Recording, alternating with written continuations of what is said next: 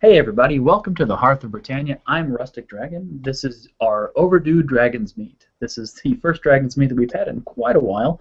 It's almost been one full, wait, maybe it's been more than a full month. I think it's been more than a full month since our last Dragonsmeet, and for that I apologize. But I'm happy to be with everybody here. We've got a rapidly approaching full house of Hearth of Britannia regulars and a couple irregulars, which we're going to introduce here in a moment and say hello. You may or may not have noticed there's not really a schedule today, although Joe Garrity is scrambling right now to find something to show us, and he has given the caveat that he doesn't know if he has shown this stuff before. So I'm sure that we will let him know whether or not we've seen it before, and we can pretend that we don't mind, kind of like when that one awkward friend of yours tells you the same story over and over. You know, we can just pretend that we haven't heard it yet, make Joe feel okay. I know, I'm just kidding. I'm sure that whatever Joe has to show us is going to be outstanding. Who is that? First Dragonsmeet we've had in quite a while. It's almost been one full. Wait, it's been more than a full month. Why are we? Oh, is that who is broadcasting? Okay, there we go. That was interesting. I was hearing myself. So, but yeah, today's agenda is pretty much open. I have an announcement to make. Aside from that, there's not a whole lot. If anybody is interested in any of this stuff back here, it is all going on eBay, and I just found out today that eBay's fees are exorbitant compared to the last time I sold on eBay. Once upon a time, it was 99 cents to list, and then it was like somewhere between 2 and 3.5% final value fee that they charged, and they would also charge you for things like hosting images. Now they don't charge you to list, they don't charge you to ad buy it now, they don't charge you to host images, but they charge you 10% at the end of the auction. So I just had to write eBay a very hefty check for the auctions that I've completed so far, which is very painful. So anybody who is interested in any of this stuff back here, everything that you can see with the exception of this shelf up here, this stuff is like already listed, but everything else has not been listed yet, and it is totally for sale.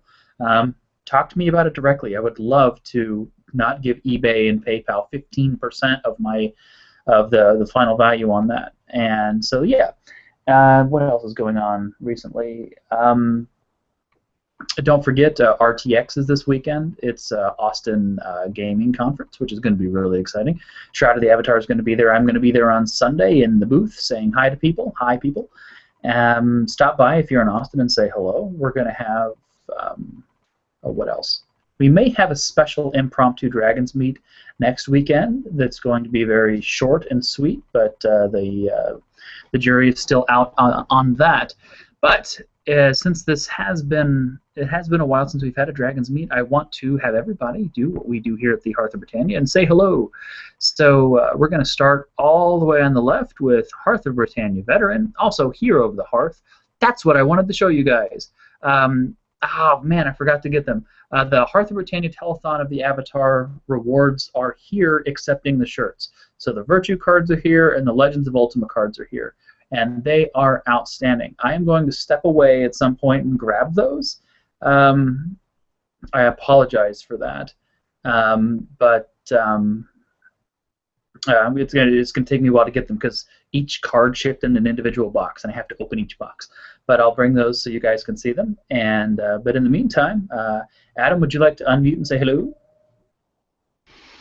Hello, I'm Adam, otherwise known as Golden Flame Dragon. I've been coming to these bizarre online thingummies for a while now, and they're a lot of fun. I do the Dark Unknown. I do a little bit of stuff on the Codex, and otherwise am only marginally interesting, so I'll pass it on to the next person. Welcome, Golden Flame. Amber. Hello, everyone. Rain Dragon, otherwise known as Amber to everyone in the community, voice of Avatar's Radio, also the new Chaos Queen of Arms for the College of Arms. Outstanding. Congratulations on that. It's really awesome to hear that you're taking an active role in the College of Arms. I have no idea why I can't focus, but that's outstanding. Andrew, how are you? I forgot I have to both click and on hardware mute. I'm doing well. Andrew, or better known as Golem Dragon. I do a little bit of everything. Fan art on DeviantArt and some other places, a little bit on the Ultima Codex, heraldic artist in the College of Arms as well. So just all over the place like normal. Awesome. Well, welcome to Dragonsmeet. I've seen you in a few Dragonsmeets before. It's good to see you here again. Moving on to Browncoat, who is a Hearth of Britannia regular. I don't know if he's here. Did he had to step away for something? Maybe. Browncoat, are you there? Looks like his camera's off. Mr. Garrity, how are you today? I am doing splendidly. How is everybody? I'm Joe Garrity. I'm with the Origin Museum. I am the Origin Museum. I'm a Brute Squad.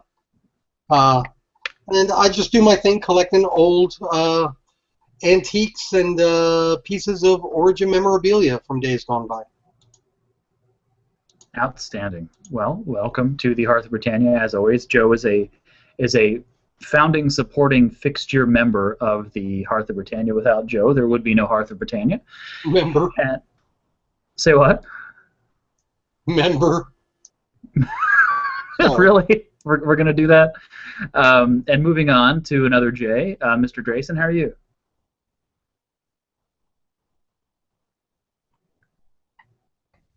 There we go. Sorry, I was having a little trouble with my new machine. I'm doing well. I'm the other Joseph Drayson. I am unseen on the forums, and other than doing my random Lego projects, I've been working on a new site, SotA Travel Guide, which I'm modeling after a travel, just like a Frommer's travel guide for visiting the world of Shot of the Avatar.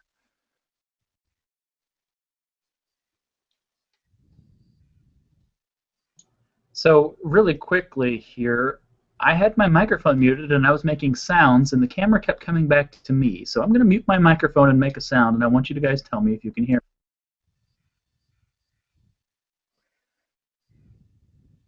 Okay, thank you. I think my client is just confused there. So I apologize for that.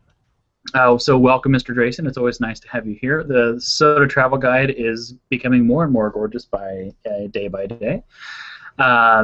Next we have Link of Hyrule. How are you, Link?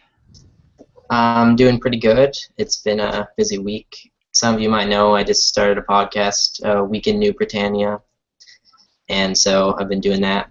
And I'm also the owner of the Google Plus community, and you might know me as Link of Hyrule on the forums in RNC, so glad to be here. Well, it's glad to have you here. Style just mentioned that we're getting some lag. I do want to say that it is storming here in Austin, which is rare. I heard thunder, and of course, there's no weather in Austin. So I hear thunder, and I immediately think that someone's moving a dumpster or something. But there's definitely some weather here, and if you fart too hard, Time Warner cable goes out. I've never had as bad internet service as I've had is here. It's constantly slow, it's constantly out, it's constantly bad. So the fact that the sky is slightly green and it's storming and thundering, it's entirely possible that since I'm hosting this that there's going to be some lag, so I apologize for that. I wish there was something that I could do about it. But speaking of Style and the person who mentioned the lag, how are you, Style? I'm doing fantastic. I'm the overly casual and comfortable Style Teckle, not as well known, but Teckle Dragon also. I run fan site for news and information at thecaverns.net. Do podcasting services with Lord Baldrith, and any number of other projects that really aren't that important to mention at this time. Good to be here. It's good to have you. So recently I went on vacation and had the pleasure of staying at Styles' place, which again I appreciate. But awesome there was something that I saw at Styles' place that surprised me. Now I'm going to table that thought for 1 second and tell a quick story. We had a wine tasting party back when I was in college. It was very cheap wine. but we got as many different wines as we could, and we dressed up very formally, and we were going to sit around, and we were going to smoke cigars and taste our wine and have very esteemed conversation, and it was a great night for you and me and all the dames that were there. And I had found this ridiculous cigar. It was a Davidoff Anniversario #1, like probably one of only 3 cigars in my life I've ever smoked, but this thing was a Peter North-esque, Ron Jeremy-esque cigar. I mean, this thing was a cigar. And I walk in with this thing, and don't Google that if you don't know, and my friend Chris goes, I didn't know it was a competition, but looks like Joseph won. So I walked into Styles' house, and I felt exactly the same way. This guy has the largest computer case I've ever seen in my entire life. You could probably fit 2 packed up bodies in that thing and still have room for the computer to work. Style, is there any way that you could show us this computer case? Because this thing is... I don't even know if it would fit under the table that I have my laptop on. Absolutely, although I think my camera just cut out on me. It Give me did. one moment here. Disappeared. I never thought I would get envy from a case. I tell you what, let me work on that and table it for a moment. That sounds good for me. We can make more jokes about cigars, which are sometimes just cigars. But, let's see. Joe, when would you like to give us your treasures from the Origin Museum? Whenever you prefer. You're in charge. I'm not in charge today. Everyone else is in charge. Does anybody have any community announcements or special projects they want to share with us, or updates, or any fun stuff like that? There's one thing that I feel like should get mentioned while we're on the air here, which is that there's this thing that just got posted to YouTube where some voice acting happened, and I thought that maybe we could talk about how cool that was for a little bit. I saw that. It was pretty hilarious. There better be more episodes to that, I might add. Maybe have Spoonie in as a special guest. Well, there was no. I mean, that was it. Right back. You know, if there's any more original spoof dialogue that was written, then then I'll see what I can do. But some people are actually under the impression that I wrote that, but I didn't. So for those of you out there that don't know what we're talking about, we are talking about in Ultima 7 Part 2, The Serpent Isle, autographed by Lord British, available on eBay now for the low price of anyway. So in Ultima 7 Part 2, there is actually you can see this picture right here. There was a cutscene intro that was created by Dennis LeBay, and this cutscene intro was famous for a couple reasons. Firstly, if you had a working sound card, you could hear some voice acting from Bill Johnson, who's the voice of the Guardian, and Lord British himself.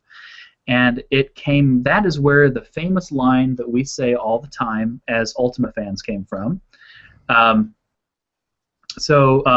My liege, all we found among Batlin's belongings was this enchanted scroll and a map showing the way to a place called the Serpent Isle. At which point, Lord British says, anybody? Indeed. Put it on the table. So Richard's voice acting there as Lord British was spectacular. It was just kind of this awkward line. Indeed, put it on the table. It's just very kingly, and everybody picked up on that line. And then of course the next line is stand back, and then the Guardian talks, and then the cutscene continues. Firstly, it's important because everybody's picked up on that, because Richard says indeed all the time, and many other people say indeed, and it's really hard to say or hear indeed and then not follow it up with put it on the table, which has become a thing here at the Hearth of Britannia. If you've watched any Dragonsmeets, you've seen that in the past. Back during the Hearth of Britannia telethon of the Avatar, the one thing that I asked Richard to do for us was say, put it on the table. And we definitely got a kick out of that. But the video that was most recently posted on YouTube was a special variety of this particular intro. If you went into your sound card settings for Ultima 7, so you ran install.bat, and you changed your settings to say that you had no sound card, then that would by default put on subtitles. So with a sound card, no subtitles. Without a sound card, you'd get subtitles. But in the subtitle file, they had written some spoof dialogue that you could access by adding some parameters to the command line. So step 1 is disable your sound, and then step 2, instead of starting the game by typing serpent, you would start serpent space hiss with 3 S's space jive. So you would have actually 2 command line arguments there. Serpent hiss jive, I'm sorry, not serpent, intro hiss jive, and then that would show the intro without sound, with the subtitles, but it was with the spoofed subtitles. So you'd get this jivey version. So instead of the servant saying, my liege, he'd say, yo, Holmes.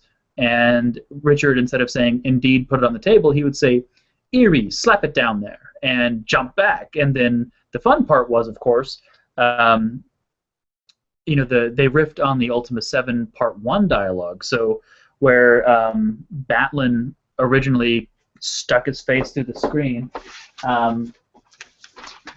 So when Batlin stuck his face through the screen in Ultima 7, Avatar! Know that Britannia has entered a new age of enlightenment, right? They spoofed on that with Avatar, know that my face is most Muppet-like, and et cetera, et cetera, et cetera. So this whole dialogue has been there for years in text-only form. So recently, Star had gotten Bill Johnson to do the voiceover for the new shot of the Avatar trailer, and of course Richard's in the office all the time, and Richard's like absolutely the world's best sport at everything. I reached out to Bill Johnson. I was like, hey, Bill Johnson, did you know that there was a spoof of the Ultima 7 Part 2? And would you be willing to just say this alternate line for me? And he said, yeah, sure. Bill Johnson gave me a call. He's like, what do you need me to do? Yeah, this sounds like a lot of fun. Tell you what, I'll just bang this out on my iPhone. I'll call you right back. So he records it on his iPhone, texts it to me, and within 10 minutes of Star writing an introductory email to me between Bill Johnson, I'm on the phone with a guy, and he's like completely appreciative. He's like, I'm just really glad that you guys are thinking of me to have fun with the Ultima fans, and this is really, really great. And so Bill Johnson sends me this voiceover immediately. He's like, I don't want any payment. Don't worry about that. Just pay it forward. Buy someone else a beer. And he's just the nicest guy about it. And then Richard's like, yeah, of course I'll do it. Just send me the line. And then, Richard emails me the line a couple hours later. And unfortunately, I was not able to track down the guy who did the original Servants line, so I did that. And so we just had a little fun time, hammed it up, added some sound effects back in, added the quotes music from Ultima 7, and now the intro hiss jive has voice actors from the original actors, minus the servant. So that is the story behind that. It's really cool that Bill Johnson that cool about it and was willing to do that. And that really made it. I mean, obviously you could have done it with Lord British, but getting the Guardian really made.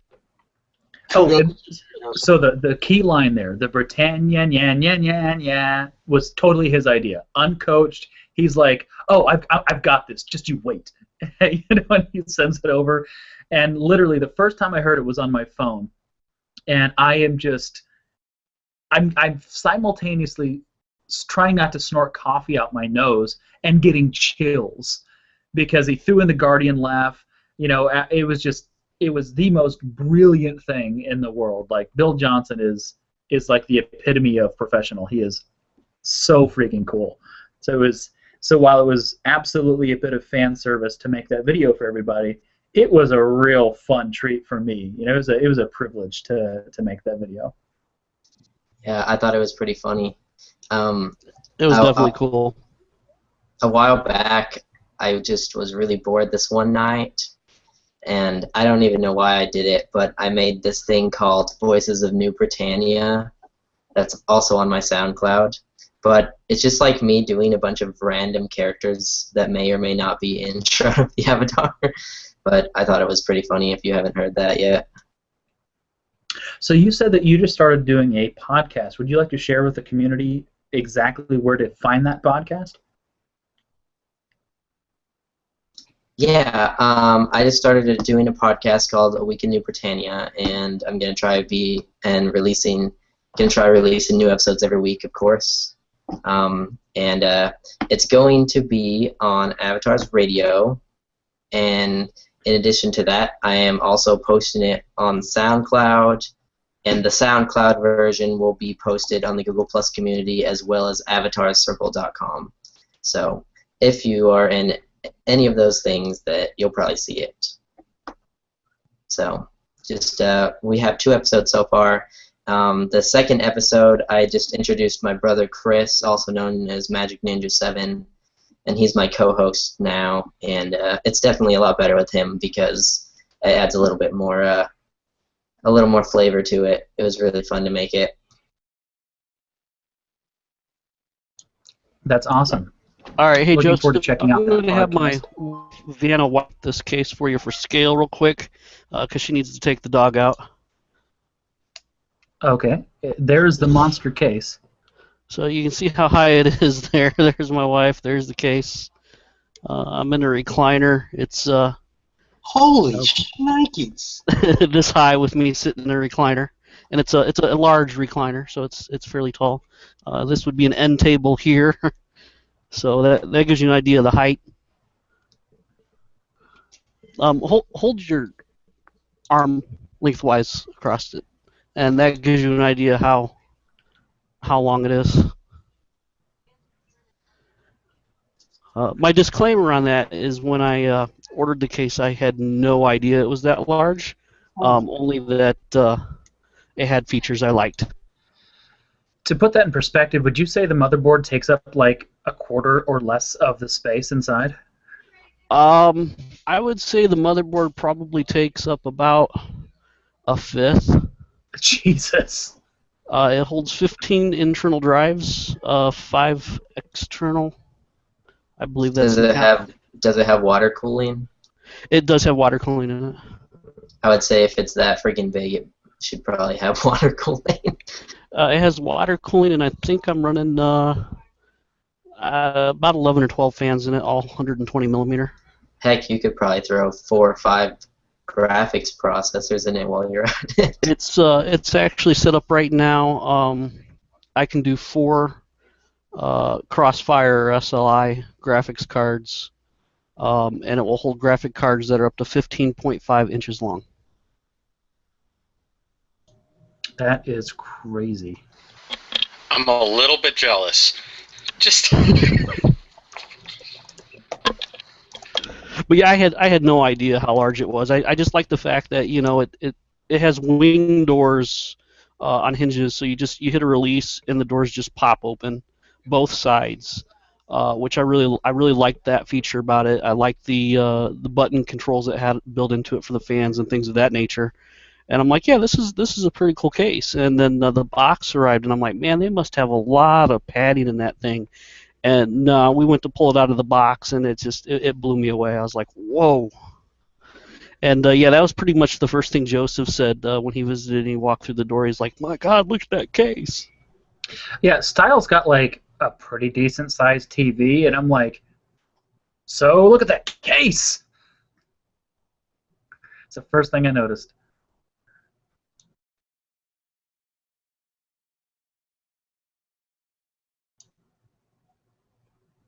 Are we all still here? I'm good. Okay, just making sure. It's all good, dude. I'm getting some strange lag on my end now too that I'm not convinced specifically is just a bandwidth issue. I'm starting to wonder if this laptop is starting to go. But Joe, how do you feel about doing treasures in 6 minutes from 8:30 to 9, and then we can follow that up with my special announcement? Sounds fine with me, boss. All right, boss. All right. So, Amber, how is Avatar's Radio going? It is actually going quite well. We've got, we just had to upgrade, which I'm happy to say we got to upgrade because of two wonderful parties that happened during R7. Both Rustic and Fire Lotus blew the top off the moon tower and created a need to actually upgrade the servers. So I'm actually happy with that. And we have a new album that we can now have requested thanks to our friends the Space Bards. So everything's going awesome there. Hey, Drayson, is there a song that goes with that? I'm sorry, I was zoned out for a second. What was that? I distinctly heard someone say that everything is awesome. Welcome, Seth. How are you? Hey, I'm good. I can't stay for long. Sorry. Just wanted to drop in and say hi. Well, it's awesome for you to tune in. I don't think we've ever seen you not sitting. I just sat down. Is that better? Well, in your usual spot, that is. I just got a package today. Uh-oh. Thank you. Was this one of the things that I sent out? Yes. Indeed. Well, thank you for your purchase. I'm happy to help you with that. So Joe, actually, so I did not include this in your package, Seth, but I may or may not be including this in other packages. Hey, Joe, should I tell the community what I have included in Mr. Drayson's package? That special extra thing that I threw in there. Do you think the community would be interested in that? Absolutely, sir. So I have to preface this by saying no, it's not signed by Lord British. But if you look at some many Japanese games, let me see if this one has it. This one does not. Many Japanese games. Seth, I'm getting some feedback from you. I'm gonna mute you. Sorry about that. Many Japanese games come with a little bit of extra plastic. It's really it's common in some of the PC 9801 and the like the FM Towns to have the maps wrapped in plastic.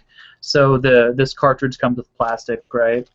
And specifically, the FM Towns and the PC 9801 and those versions of Ultima Underworld that came with the really hard to find paper knife trinket. There's a little plastic sleeve that went over those. Now, in my time, I have had 2 copies of that go through my possession. One is for Mr. Drayson, and one recently sold on eBay. I think that's what Seth got, and the one that went to Seth did not have the little plastic sleeve. Yeah, as Andrew Rush calls it, the protective thingy. That did not have a little plastic sleeve for the paper knife, but Mr. Drayson's did. So while Joseph and I were discussing whether... Hold on a second. I'm clicking on people and their feed's not popping up. Is Mr. Drayson still here? There he is. He's back. See, we're talking about him. He has to be here for this. All right. Wait till Joseph comes back. Joseph, can you hear us? I can. I don't know exactly. Well, we were talking about you, so I'm glad that you're back. So while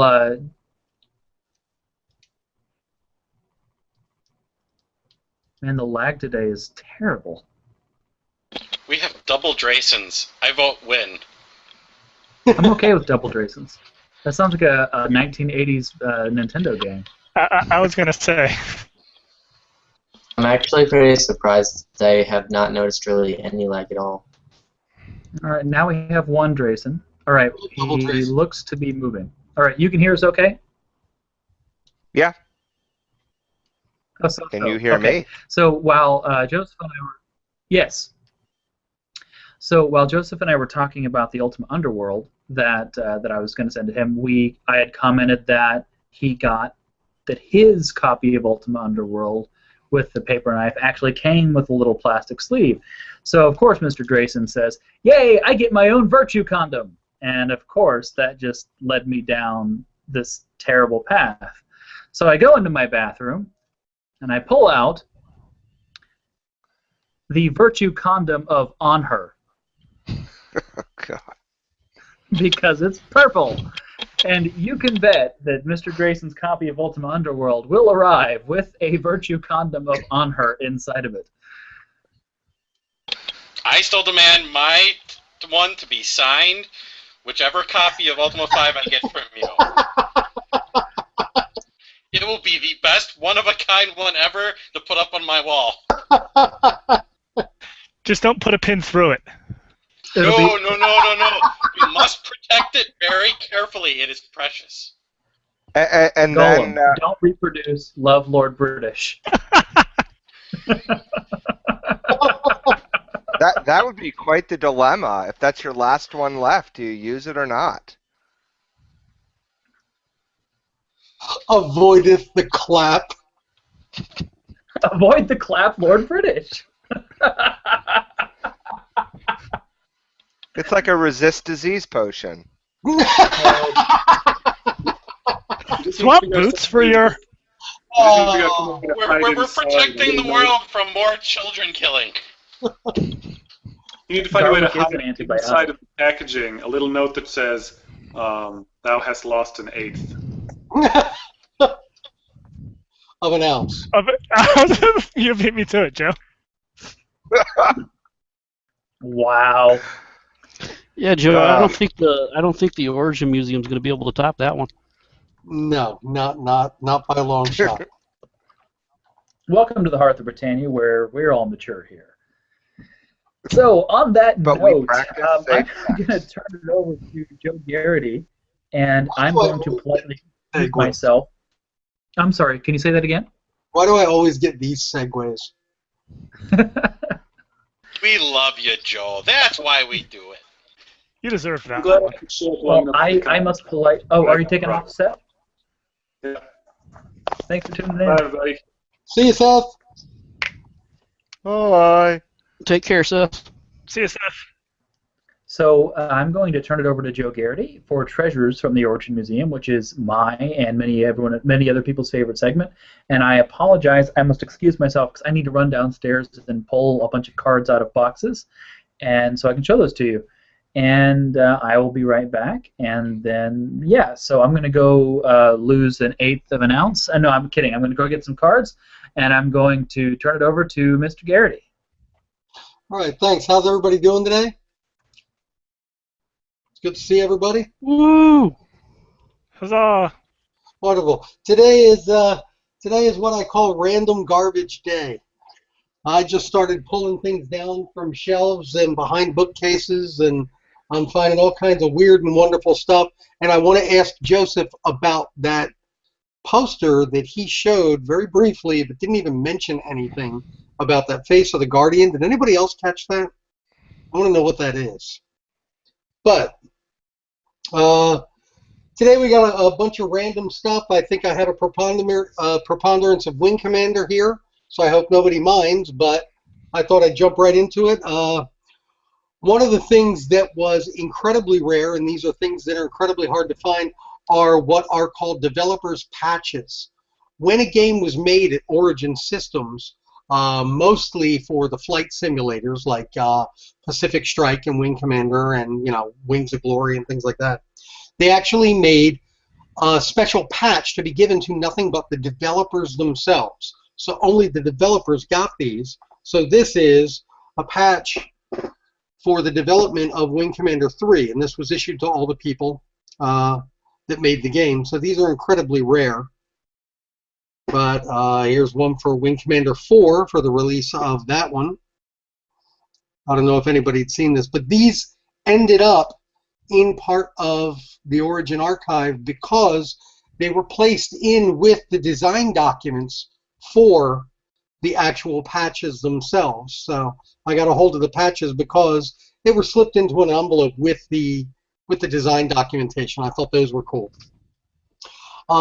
As most of us know, Wing Commander had a huge big following, and in the beginning it was a complete surprise. When it was released in 1990, it was a technological marvel of its day.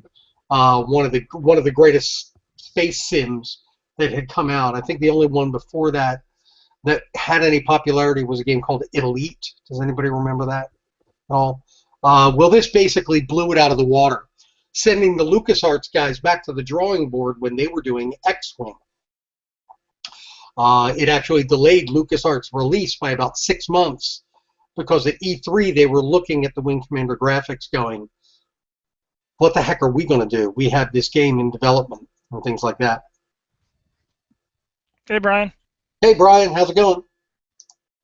But one of the things that a lot of people don't realize is that Wing Commander, the original release, actually had a special edition. You could mail away to Origin and get an original copy that was autographed by Chris Roberts himself, which is really, really cool.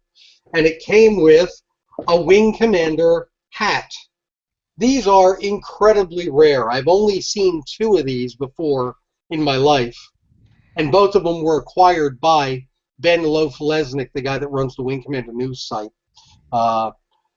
They're incredibly cheap. They're really, really low quality, but it was just something special to give away to the fans who bought the special edition of Wing Commander. As a result, you can't find these hardly anywhere. They're not worth a lot of money, but nobody has them anymore, so that's why they're kept in the archive. Among some of the other Wing Commander stuff that a lot of people don't realize is some of the unusual things that went on. A lot of people don't realize that Wing Commander 4 was actually released in the movie theaters with a preview. So at the preview of, I think, The Phantom Menace, there was, or no, it was before that, beg your pardon. This was about 1997, I guess. Wing Commander 4 actually had a full theatrical movie commercial that came out. This is the actual film footage from that movie theater release. This is what they would have in the movie theaters to actually put in the projector to show that. I believe that with my prep work, I was able to show in chat the actual link to Wing Commander News so you can actually see the original film footage that was in the theaters. But it's nice to actually have a copy of the original film. Among some of the other things, Wing Commander related, there were a lot of really, really unusual extra releases that a lot of people don't know about. There was a Wing Commander collectible card game that came out around 1998, 1999. That these were a collectible card game with, you know, various ships and things like that. And there are hundreds of different ones, along with people and things like that. But oh, that's the Hellcat 5. That model is actually behind us back there. But I just thought it was really neat that these are still available, and there is still a community of people that play these. Some of the more rare cards in here would be the torpedo weapon system for a Kilrathi fighter and things like that. But among the rarest of the cards were the actual card for Mr. Mark Hamill, who was Blair in the game. That I thought was really neat. I thought I'd show you some of those things. Among some of the other rare items was Wing Commander Prophecy, aka Wing Commander 5, actually had an E3 premiere where they gave away water from Wing Commander Prophecy. It was flavored water, spring water. And this bottle has seen better days just from years of being sitting here sealed. But there's still one or two of these floating around, and they made them for Origin. So it was a weird giveaway. Among some of the other things, there were items from the video film footage. I've already shown this, I know, which these are the patches of the different clans, so to speak, for Wing Commander 4, which was the Confederation, Border Worlds, and the Black Lance. I had a number of these that I gave away back in oh gosh, 2002 at a Dragon Con. I gave to a bunch of Wing Commander fans. We made little frame things. But I show that because there were different clans or different battle groups in Wing Commander Prophecy, and I have some of the patches from them. This is the Black Diamond. This is the Wolf Pack. And we also have the Black Widow Squadron. These are all from Wing Commander Prophecy, along with the Confederation logo, United Space Command, and it's just a huge patch. And these are things that have just been floating around the museum for a while, and they bumped up to the surface. Okay, what else have we got? Let's show some things over here. A long time ago, it seemed like years and years and years ago, Joseph had the telethon for Shroud of the Avatar. And I don't know if I ever showed this to anyone, but I gave away some of these items. This is an Ultima 9 Ascension. This is like the brochure for Ultima 9, which I just thought was really, really neat. I don't know if I ever took the time to show anyone. The graphics in here are just phenomenal, including showing a cutscene that never actually got into the final game of Lord British looking out over Castle Britannia. But these were very, very nice. And the thing that I thought was so neat is that I only have one left. I gave them out to other people, so this is the final copy that's in the Archives collection. And I just thought people would be interested in seeing exactly what some special folks got as part of the telethon. And it was just pretty nifty. How's my lag? Can you read some of the select copy to us? Oh, yeah. Live the legend. Immerse yourself in the world of Britannia as never before. Stunning 3D graphics and surround sound blur the lines between fantasy and reality. So, thank you, Don Pardo. I thought this was neat. I literally have been putting this aside for ages, not realizing that people might be interested in it. This is actually an envelope with the negatives of the labels for the original Ultima Online disc. So the negatives are actually in here, and they just show a final copy of what the disc would end up looking like. But I just thought it was really neat that, you know, if anybody wanted to make a forgery of the original Ultima Online negatives, I'm here for you. And we'll print those out. But I thought that might be interesting. Should I keep going? Yes.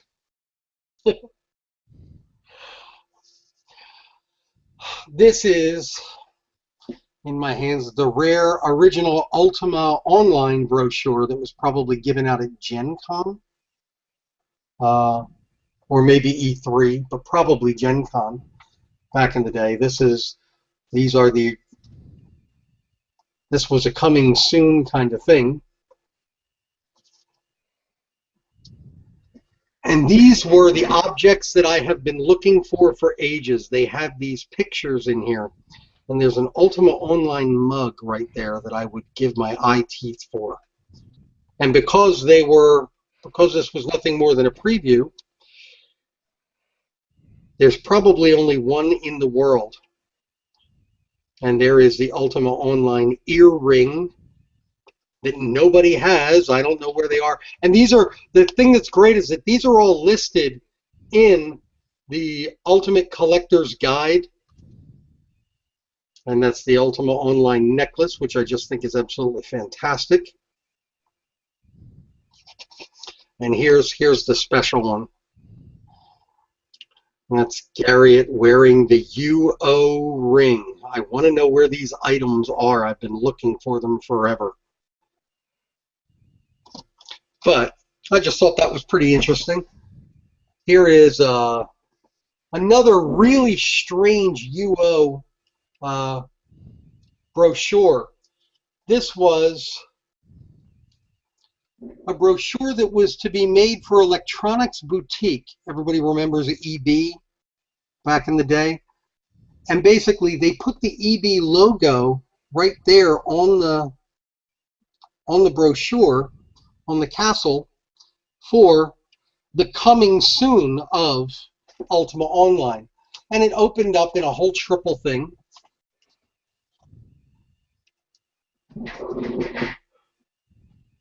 You know, coming soon to your store this summer, you know.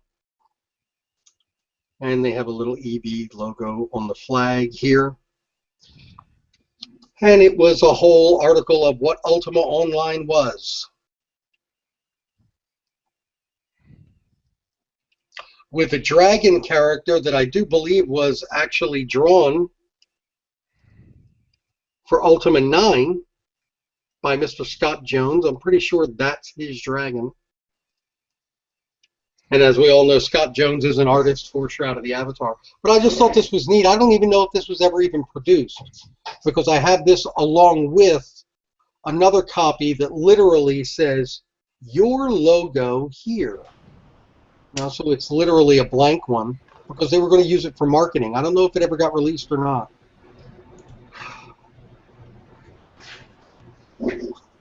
I found this as I was perusing some of the boxes. This looks like a Worlds of Ultima logo. I'm not sure what it was used for. Looks like the one at the top of Savage Empire. Savage Empire? That is sweet. It's all hand-drawn. Hold on, let me check my box. Now that I have one. Dun, dun, dun. Check it.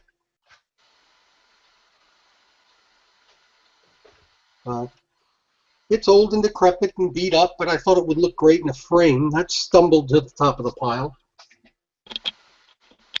What else have we got? Oh. Oh, son of a gun, look at that. Worlds of Ultima. So this must be the original print that they used to make the box for it. Yeah, looks the same. Just pretty neat. And what you don't notice, and I think is really neat, is the old style techniques that they would use when they had like black lines or something like that. I don't know if this will focus, but you can actually see the whiteout that they put on the paper to basically go, oh, that's an imperfection. We got to get rid of that. Let's blob a little whiteout on it. Because I guess on the copy machine it wouldn't show. Yeah, and the different lines to create shading in that way with the spacing between. Yes, exactly. What else have we got? Oh, one of the things that I think is a great piece of our collection. A lot of people might be familiar with Wing Commander 4. This was probably the major apex of the Wing Commander game series. And it was Mark Hamill versus Malcolm McDowell in an epic battle. But Malcolm McDowell headed a group of evil bad guys, genetically altered group called the Black Lance. And in the full motion video portions of the game, the Black Lance had their own ships and their own helmets. And this is actually a helmet of the Black Lance evil bad guys, which I think is pretty neat. And it's nothing more than an altered motorcycle helmet. And they just put a lot of plastic around it, and little vacuum formed plastic, and painted it up. It's in horrible shape. It's seen better days, but probably because it was in some kind of a wreck in space. But a lot of people say that they defeated the Black Lance in Wing Commander 4, but I can actually prove it because I have one of the bad guys' helmets. You should wear that. I do, but I have to take the rest of my clothes off first. So if I wear that and nothing else, now we got a show. But are you going to show us your Black Lance? No, sorry. That was terrible. Another game series that Origin came out with was a game called Crusader. They had two games. It was done by I forget the gentleman's name. Tony Zarovek, who just recently was hired by Chris Roberts to do their new Star Citizen game. Crusader was another full motion video game, and it was basically a guy who battled the evil World Economic Consortium. But the bad guys actually wore these great chest plates with the logo of the World Economic Consortium on it. And they basically made these things out of, I assume, vacuum formed plastic and what's it called? What's the stuff called? It was quick to make and very inexpensive, and they made a half a dozen of them, and they put them on the people who would walk around and do their thing for their scenes. But this stuff was all thrown away at the end. It's amazing that any of this stuff survived at all.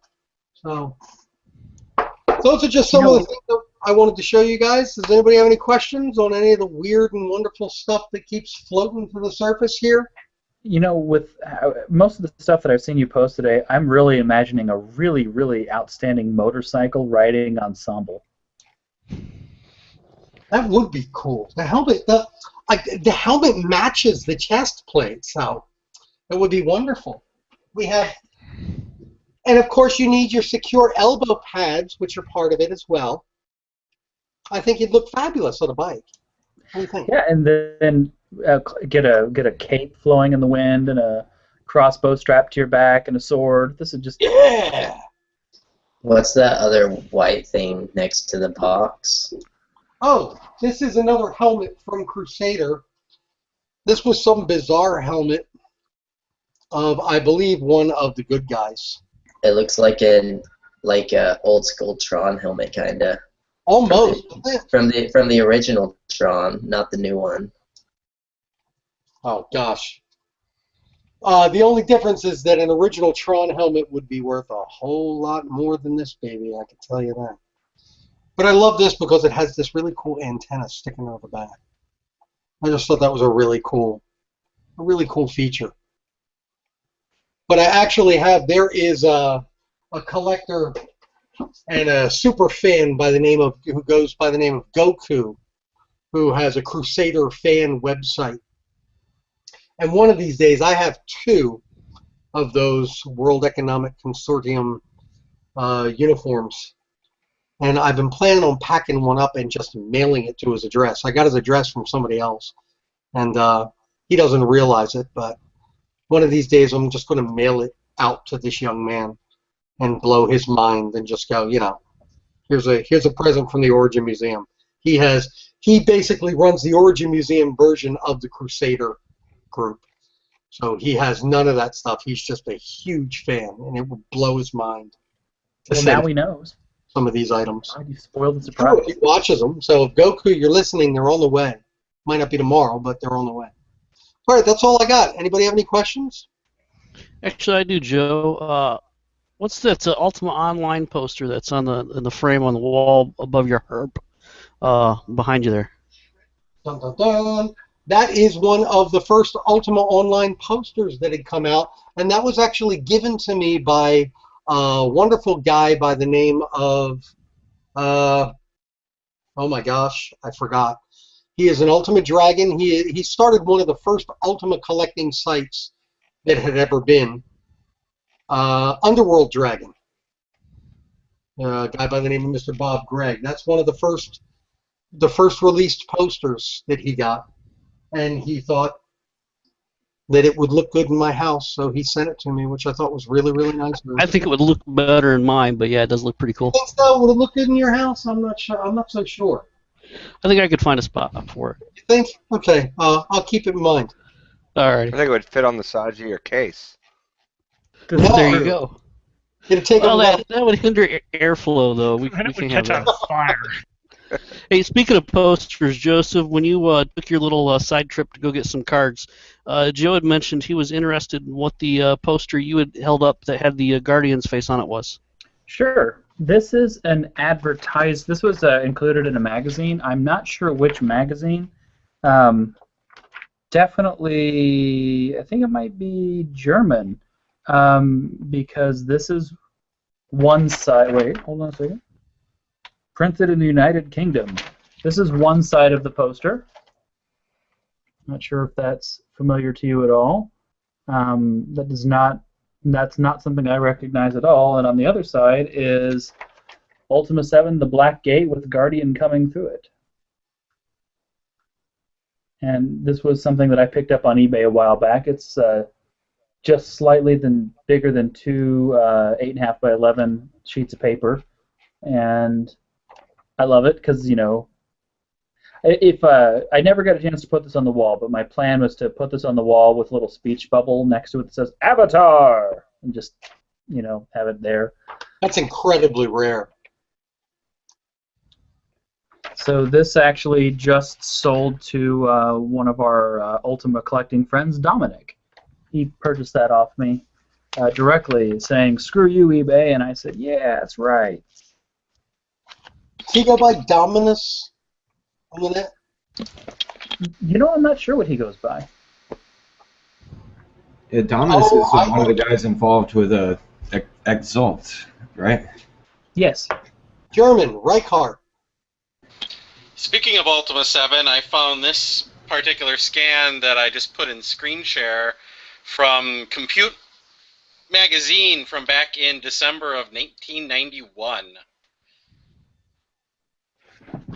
As I've been going through my Blast to the Past stuff that'll be going up eventually, whenever I actually get around to finishing it.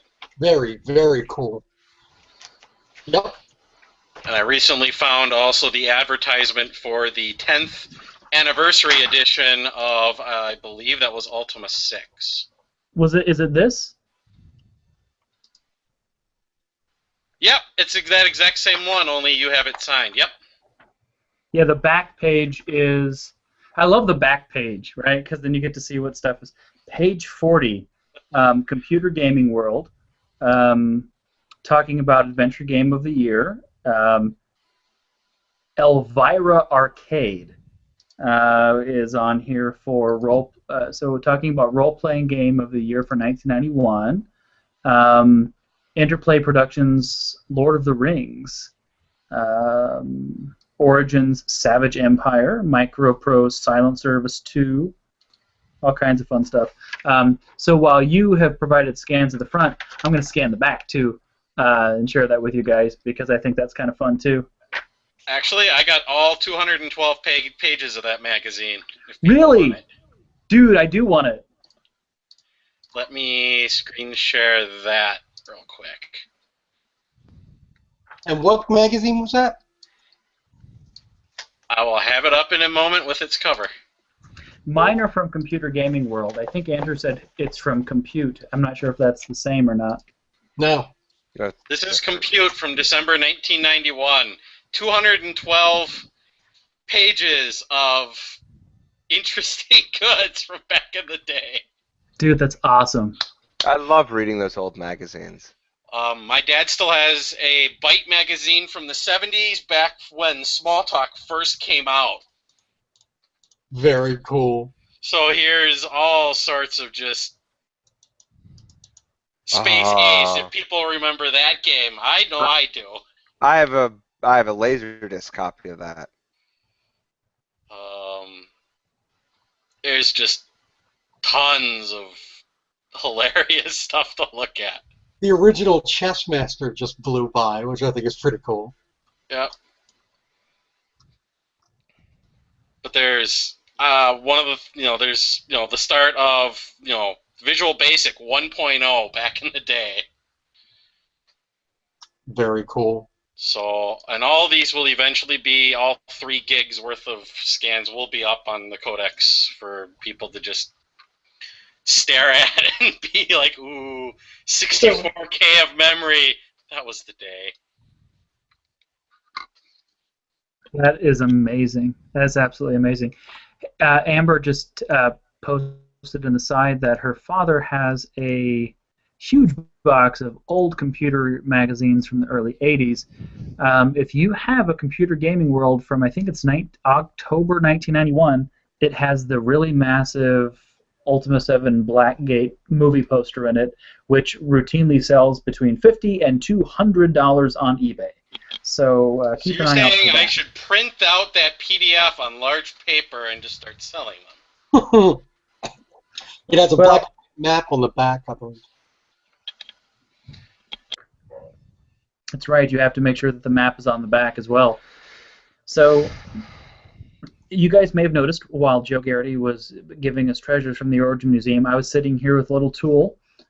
This is a rounded corner cutter in 3 sizes, small, medium, and large. And so the Virtue cards and the Legends of Ultima cards do not come with rounded corners because that costs a lot extra. So I actually had them printed without. So anybody who has a set of Legends of Ultima cards or Virtue cards coming your way, I will be rounding the corners myself. So that'll be fun. These are the Ultima cards. They are the Virtue cards. They are 3.5 by 5.5 inches, as opposed to 3 by 5, or 3 by 5.5. I wanted them to be a little wider.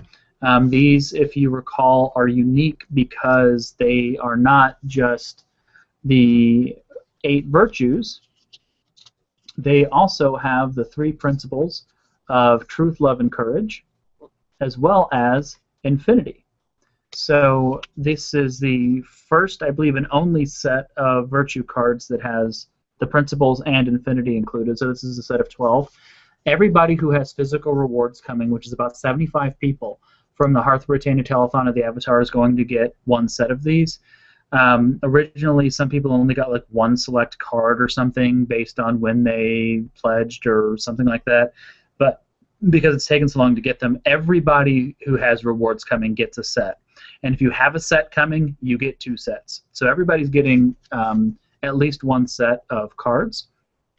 And the Legends of Ultima cards are trading card size. Magic the Gathering size. So here we have, and these have come out pretty nicely.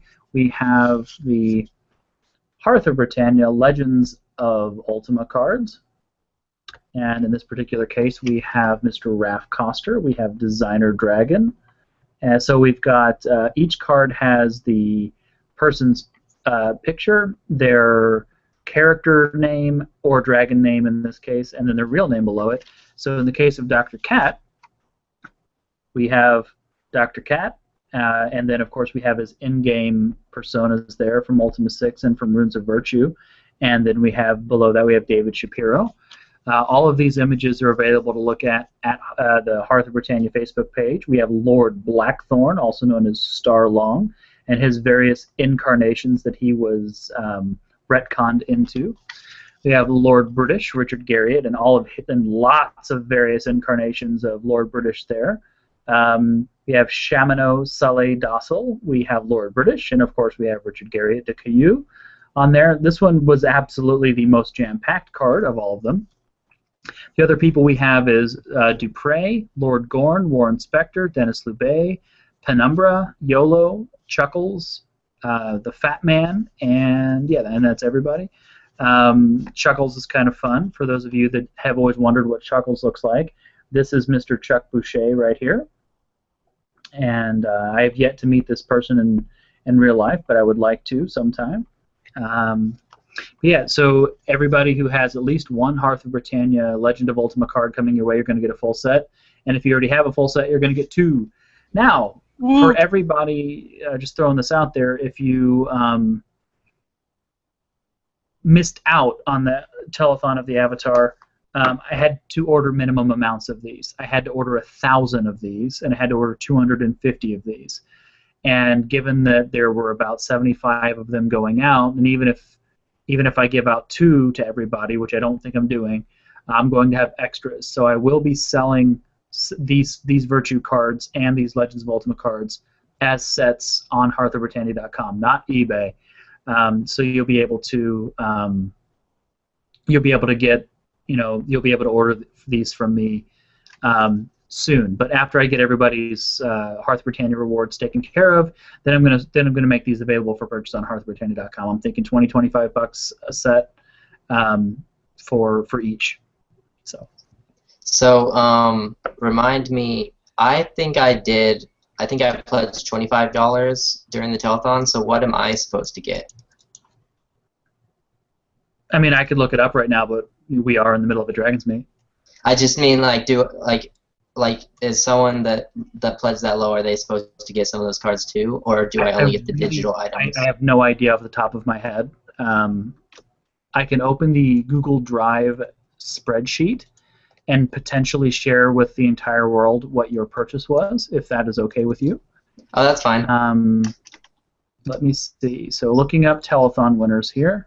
I just didn't even know if I got anything. I just thought that I got the digital stuff. So if I do get something, that's cool. I'm not sure either. Let me search here.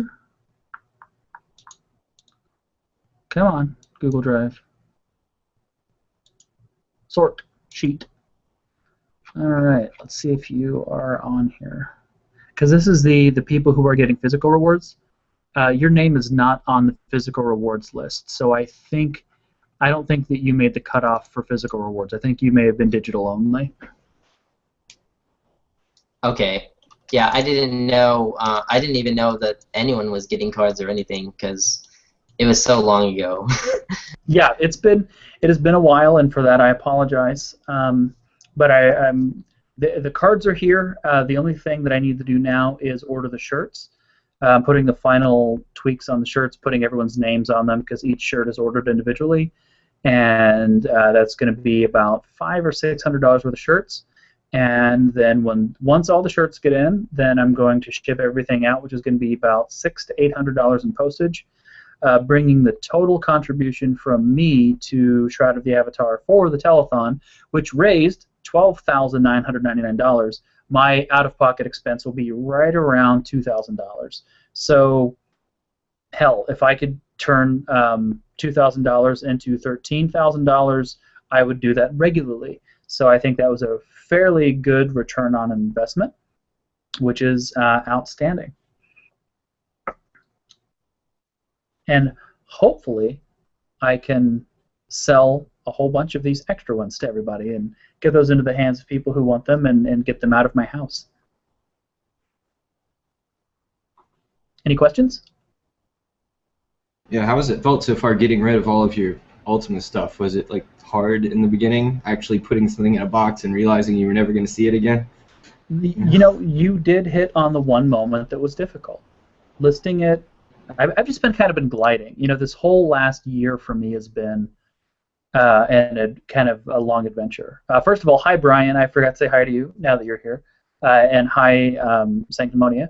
But you know, I say this a lot. The last year for me has been really an adventure. I went from one thing to the other, busy, jump, and it was, you know, I never really had time to stop and think and realize and really let it sink in what was happening and where I was. And it was months after I went to Richard's place in New York before I was laying in bed one night and I was like, and Richard was, and I remembered when Richard was like, you know, I really love this soup, and I don't like soup, the stew that I made, and I got really giddy. You know, I started like wiggling and dancing, and I was like, I think it was like 4 full months after it happened. So, you know, I'm still a little bit in that weird cloud right now where I'm just, you know, racing really quickly, but in the process of taking photographs, scanning things, putting them on eBay, you actually hit on the one moment where I actually finally felt a twinge. When I was putting something, I had sealed something away in a box, and I was putting the shipping label on the box. I looked at it and I went, this is no longer mine. It was a very, very weird feeling. But I'm over that now. I don't have that problem anymore. But yeah, that was the one time that I really felt something weird. Behind me, as you look at the collection, only this top shelf right here is actually been listed and sold.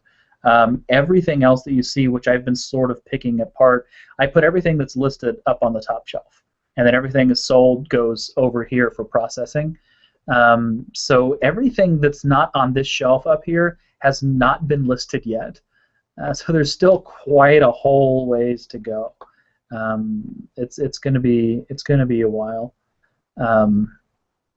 But yeah, it's been a very, very interesting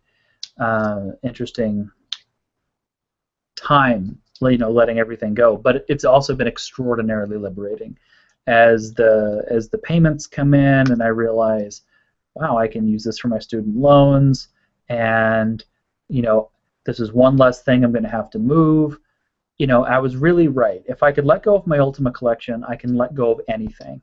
And I'm looking now, when I look around the rest of my place and I look at all these things that I've been meaning to get rid of for years and just haven't, I'm like, I don't know why I can't get rid of that. There's no reason I can't get rid of it. It's like so much easier now. And so yeah, the word for it is liberating. I feel every day when packages go out and every day when I have less stuff that I'm tripping over, I feel more and more free. And so that far outweighs any sadness or frustration that I'm feeling. And I'm taking high-resolution photographs, and I'm scanning everything at 600 DPI before I let it go. So I am converting from physical to digital hoarding. If I need reference material, I'm still going to have it. If I need to look at it, or touch some, I'm not going to get to feel it, but I'm going to remember what it felt like. And so I'll at least have the record of it, which is nice.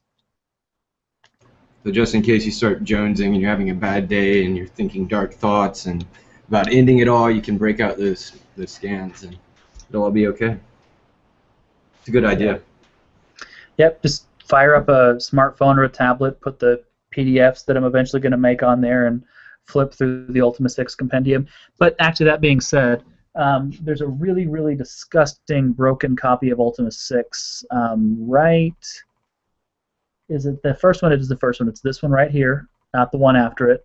That is the first Ultima that I purchased with my own money as a kid, and the cloth map is in shambles. Not even cloth. It's a paper map. It was the budget edition.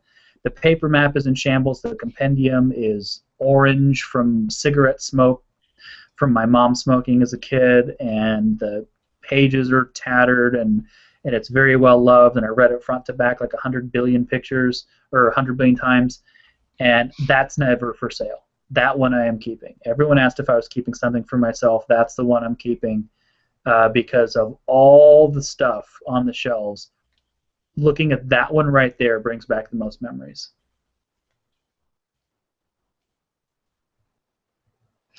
So, now, with all that, that actually is a nice segue to the big announcement. Are we all ready for the big announcement? All right. Is anybody standing up? Good. It is time for big announcement. So, since November of last year, I have served as community ambassador and web developer for Portalarium. I've helped facilitate all kinds of fun interactions, and it's been absolutely my privilege. People have sent me packages to Portalarium. I've gotten to get Richard's signature on things. I've gotten to help people ask Richard questions during Dragonsmeets. I've gotten to, make people get their questions answered from the devs. I've gotten to do all kinds of wonderful community engagement, which has been absolutely nothing but a privilege for me, because as much as I enjoy getting to do silly things like having Bill Johnson do a voiceover and stuff like that, I really also enjoy helping people get to have their questions answered, because I remember now I can get anything answered that I want. I'm like, hey Richard, what's this thing in this game? Do you know anything? It's really easy for me now, and it's very easy to quickly forget how hard it is to get that information when you don't have the access. So I've really enjoyed being able to help everybody get the answers and ask the questions and have the fun stuff and share the stories. And part of the entire Shroud of the Avatar project, I've really enjoyed bringing as much Ultima into that as much as possible.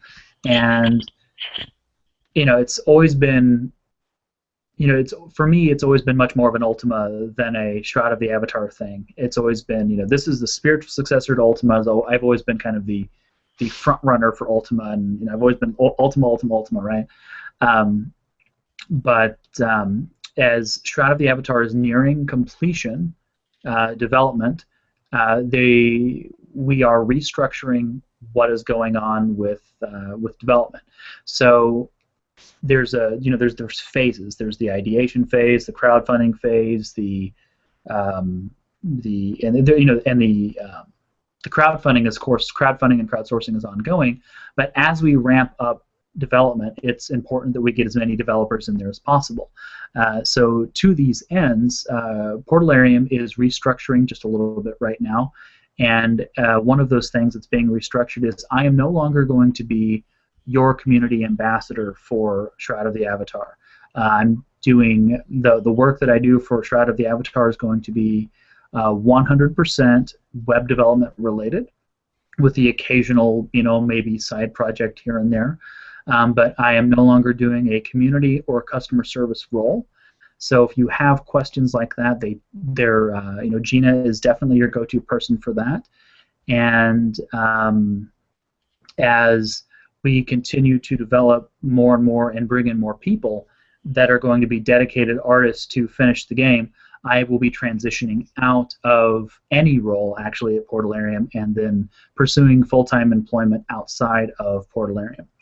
So don't poo everywhere. It's just the natural cycle of things. But in the meantime, I am here as much as possible to answer your questions and help facilitate those interactions as much as possible, as well as I can. But I want to say that the last year with Hearth of Britannia, actually a little bit more than a year, the journey that I've gone on with everybody at Hearth of Britannia, with Hearth of Britannia, with Shroud of the Avatar, with everybody, has been nothing but a wonderful dream come true for me. And as I pursue opportunities outside of Portalarium, I don't want anybody to be upset or sad. I want you to be like, dude, this was awesome, and I'm really glad that you guys got to come along with me. But I will, the transition has already begun, and yeah, it's just been outstanding for me to get to do what I do, and I just want to say thank you one last time. It was kind of coincidental that thank you video came out at the same. I had that in process before I knew about this. It wasn't supposed to be like a going away present or anything like that. But it was just kind of coincidental there. But again, thank you to everybody who helped me get to where I have been and where I am right now. And if you know anybody, and I will be looking to transition soon. So if you want me on your team, I'm available. But yeah, so I wanted to make that announcement after Treasures from the Origin Museum, because I didn't want Joe Garrity to be like, how the hell am I supposed to follow that? And I didn't want everybody to be all like, mopey and sad or anything. But seriously, let's really look at this as a celebration of the entire journey and of how everything got there. And most importantly, since I'm transitioning out, those dollars are freed up for new artists to come in, new developers to come in, so the game's going to be better and the game is going to get done faster. So ultimately, this is going to be a better product, and I'm very, very excited about that. And yeah, any questions about that, I'd actually like to wait until the after rabble to handle, because that's my official statement. I don't really have any. There's not really like a whole lot of room for questions that really make sense. And besides, I'd rather talk about Ultima. So, any thoughts or surface level questions, and I'm willing to entertain. But yeah. I just wanted to. Sorry. Go ahead. Sorry. One quick follow up to that. Given that I will be transitioning, I'm in a transition phase right now. Depending on how that goes, will determine whether or not or what scale the Hobloth is. So I just want to throw that out there. The Hobloth the planning is on hold. So I know I said I would release information in July, and it's July, but I was hoping to release information at the end of July. Depending on how the next couple months go, there will be information about it. But as it stands right now, I'm not 100% sure exactly what's going to happen with the Hobloth. And Hearth of Britannia, Hearth of Britannia is still going to be here. We're still going to have Dragonsmeets. I'm still Ultima fan, number 3 out of 100 or something, out of everybody in the world. Some people say Ultima fan number 1, but there's got to be someone out there that's crazier than I am. So the Hearth of Britannia will still be there. Dragonsmeet will still be there. I'm going to stay engaged with the community as much as I can. Things that I'm actually considering. I'm considering trying to take up a more active role in the College of Arms, because that's something that interests me from a historical and creative perspective. I'm going to, of course, do some crowdsourcing, asset submission, and all kinds of fun stuff. So while I'm not going to be your official ambassador through Shroud of the Avatar and Portalarium, I'm still going to want to remain active in the community as much as possible. After I, get, everything is secure for me, I'm still going to be here, and we're still going to have fun. But yeah, that's, I think, all the big related news that I have with that. But yeah, so now, whoever was going to say something, please say something. Well, I was just going to say, obviously, mixed emotions, but thank you very much for us getting to, or I'll speak for myself, getting to come along for the ride. Seconded. Thirded. So I was speaking for everyone. Oh, yeah. I think we're all feeling exactly the same thing right now. So that motion is passed, right? Also, we love you, Joseph. Well, thank you. That was the subtext of that. Yeah, I wanted to make it clear in case anyone missed it.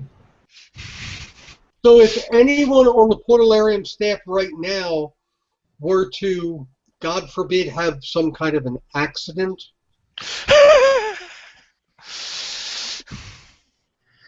I'm not a part of this and he's conspiracy. the god, and Garrity's the god. We do work on the third floor. The stairs are treacherous. Yes, and bread can be poisoned. Sorry, Richard, but no, wait. Or donuts. No. And Lord British looks good in a pie. Just saying. Well, if you're going to try to make room for yourself, I wouldn't imagine that cutting off the head of the organization would really be the best way to do that. Yeah, you start small and work your way up to the top. But yeah, so no, it's... Nelly's a dead man! No, I'm joking. But yeah, those of you in the Austin area, come out to Rooster Teeth on Sunday. I will be there. I will be hawking Shroud of the Avatar's wares, meeting and greeting people. That'll be probably my last big public-facing community endeavor. So that'll be really fun for me, and hopefully fun for anybody that visits. I may or may not have some Hearth of Britannia goodies with me to hand out for people who know the magic word at Rooster Teeth. So there you go. The magic word, of course, being Hearth of Britannia. But yeah, I thought it was bread slugs. Well, Jesus. Chocolate Emps! Chocolate Emps! Definitely bread slugs. If it's going to be anything, it's going to be bread slugs. So, speaking of SotA, and let's transition here before we all take a moment to be pouty. I'm selling a whole bunch of stuff right now just because I want less stuff. And right now, the bigger and more unwieldy that stuff is, the higher on my list of priorities it is to kind of get the hell out of here. I don't know if you guys remember, but when I moved in here, one of the devs at Portalarium, Finn Staber, helped out, and he actually aggravated an old injury with his back and had to go to the hospital, helping me move because I had box after box of concept art books and heavy furniture and all kinds of stuff. One of those really obnoxiously heavy, unwieldy, and unnecessary, why do you have these things, you're breaking my back, I'm going to hate you forever pieces of furniture, is the Hearth of Britannia cabinet, which is, of course, available. It was available to everybody who pledged to Shroud of the Avatar during the Hearth of Britannia telethon. And interestingly enough, that has apparently become one of the most... It is absolutely the rarest item because it was only available in the add-on store for 24 hours. No other item has only been available once and never come back. And it is apparently people are trying very hard to acquire these cabinets, but I'm actually, believe it or not, considering selling the real one because it's so freaking big. I don't know if you remember my post about why I was selling my Ultima collection, but I have this idealized dream where I want to be able to fit everything I own in a car. I could strap that to the top, but that certainly doesn't fit in a car. That doesn't even fit in a hatchback very easily. So I'm actually considering selling that, and I wonder how much that would go for on eBay. Would anybody want that? That's what I want to know. Does anybody want this ridiculous cabinet? I was going to say, I'm trying to figure out right now how I'd get it here. I'm thinking maybe I should just give it to Portalarium, put it in let them deal with it. Like, hey, I brought you this cabinet. This is in the game, so it should be in the office. You haul it. But I think I paid $200 or $300 for that in Lafayette, Indiana, at an antique store. I just thought it was the coolest thing ever, and I got it. And now I'm like, why did I buy that? Because of course, that's kind of how I feel about everything right now. Is why did I buy that? I feel like if you wait long enough, someone will give you much more than $200 for a cabinet that's a game item is made off of. This is true. The question is, when do I sell it? Something else to consider is possibly trying to sell it locally, because Austin, there's a pretty good gaming scene there, and you wouldn't have to worry about transporting it halfway across the country. This massive thing. And everybody here has a truck. And a gun rack. It would fit in my van with all the seats down. Hey Joe, do you have a dog? Yes. I had no idea you had a dog. I thought I'd only seen cats before. We have a thunderstorm going on here, so he's freaking out right now. Can anybody see him? I don't know. Unfortunately, your banner's in the way. Oh. He's a big, stupid golden lab. His name is Toast. Hi, Toast. Do you hear that? As in, this bitch is? Come here and say hello. Hello to the people. Oh. He's a big, dumb animal. He's adorable.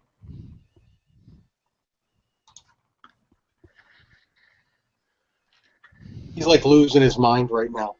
Oh, I wanted to mention, Joseph, by the way, this has nothing to do with anything except you happen to mention RTX. There is a 38th annual Austin Symphony 4th of July concert with fireworks at the RTX. Are you aware of that?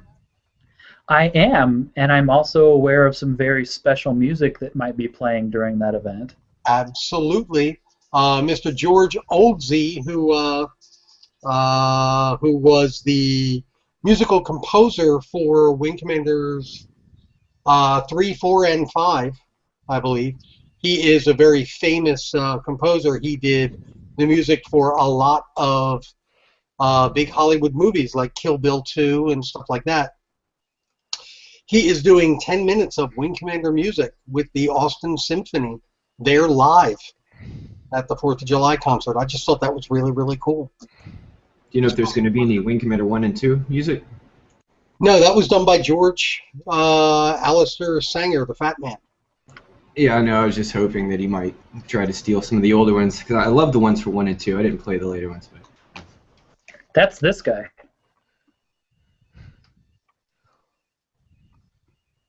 These are kind of convenient. I need to make one for everybody who's ever existed. I need to make one for Joseph Drayson, and one for Joe Garrity, and one for Adam Burr. Yeah. And I'd be like, I could like hold it up and be like, one time Adam Burr said, Does everybody know that they have cards of them? Most everybody. I tried really damned hard to contact everybody and let them know that this was happening, but some people I just couldn't get a hold of. Star and Dallas, of course, all the people at Portalarium, of course, know. I gave Star and Dallas a little stack of their own cards that they can hand out to people, and Dr. Cat has requested a whole stack of his own to give to people, It's like which I'm business happy cards. to provide. Yeah, I mean, hell, what's better than a business card? Hi, this is my trading card. Look at me. Like, how do you not want to do that? It's like carrying your baseball card with you. Exactly.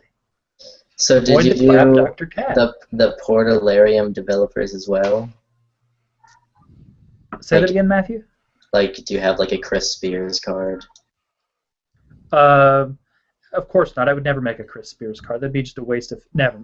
I'm kidding. If he would say the same thing if he were here, teasing me. No, I actually back during the telethon. The original thought was to have Portalarium dev cards instead of Legends of Ultima cards. I thought it would be really cool to have. One of my grand schemes during the telethon was one of the devs come on every hour of the telethon, and then if you pledge during that hour, you got that dev's card. But I didn't. I wasn't able to grab everyone's photos and get that to. There's no way I was going to be able to get that off the ground, and I'd always kind of considered that as a possibility for future fundraising, but that just never happened. So no, these Legends of Ultima cards are just 12. I don't want to say arbitrarily picked people that are famous in the Ultima community, but it is somewhat arbitrary in that I was only able to pick 12 that I could find really good photos of. There were some people that I simply couldn't find photos of that did not make the list. For example, Ken Demarest, the third, other programmers like that, Mike McShaffrey, I didn't have a photograph of at the time. I've actually had the opportunity to meet Mike McShaffrey, which was really awesome. He signed one of my Ultima 8 cloth maps. He's a really cool dude. Let's see. There's quite a few other people. It took forever to find some pictures. The picture that I have of if you get these cards and you look at them, and you take a look at the Chuckles card, you'll find that the picture that I have of Chuckles is actually pretty aliased. It's not aliased, but artifacted. It's a pretty low-quality JPEG, and I did the best that I could with that. But I really, really wanted to have Chuckles on there, and the best photo that I could find was pretty poor. Now, Joe, if you tell me that you've got a great picture of Chuckles just laying around, I will be frustrated. Because I distinctly recall asking you when I was putting these together. So, Joe, that means if you do, don't produce it. Just nod and smile. That's right. And everybody who donated more than, I think, $200 to the Telethon of the Avatar gets a Virtue condom to store your cards in. No, I'm kidding. I will not be mailing people condoms for the Hearth of Britannia. Why not? I think the FDA might have something to say about that. Okay, let me see here. Kevin Fishburne. Do you eat or smoke condoms? Kevin Fishburne is not on my list of people who is receiving telethon prizes, so there goes me mailing you a condom. I'm sorry. Damn, foiled again.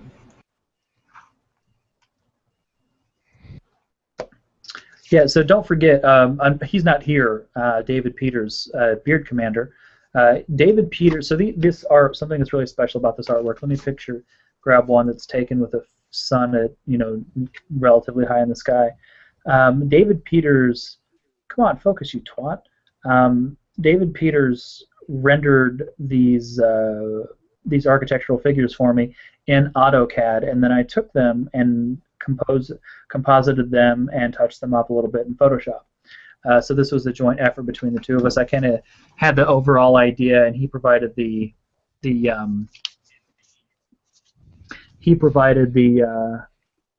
renders for them. But what's really cool about it is so we're going to start with honesty and check out the light direction in this card. So we've. Oh, I'm sorry, that's truth. Is this backwards? What's going on? Not really sure how these got out of order. Truth, love, courage. Oh, do. This one goes here. And, okay, there we go. Sorry about that. So we're going to start with honesty. Notice the light direction of honesty. The light is coming very, very hard from the side. You know, it looks like early morning or late night. Compassion is a little bit later, a little bit later, a little bit later. As the sun goes up in the sky, as we go through the virtues, we have honor, which is like right around noon. And as the sun starts to set, so we go all the way to so cool. The principles, and then into the very happy-looking infinity card, which is also at night. The reason that did that is, when David rendered these for me, he did them in AutoCAD, and he said, I need to choose a light source.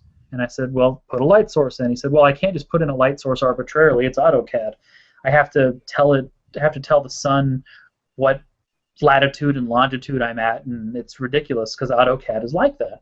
And I said, well, here's an idea. Let's make it Stonehenge at summer solstice of 2013. So these cards were rendered at every 45 minutes to an hour at solstice, summer solstice 2013 at Stonehenge, which is, there's no way you would ever know that, but it's a fun little Easter egg about this set of cards. So if you lay the cards out left to right, all 12, you can see the the light change on each of the cards. So that's a kind of a fun thing, which does make some of the cards a little dark at the beginning and the end. But I think it adds a fun air of mystery, and you can still read everything, so I'm not too worried about that.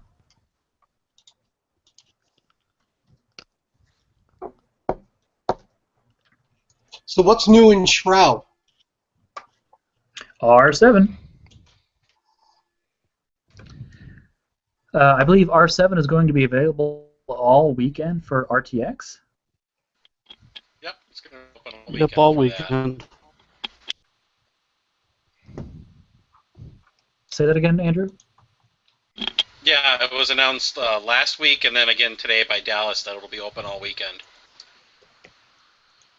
So the next update that is going, the next release 8, is going to be a very, very important release because we're finally going to let people hack the living crap out of each other.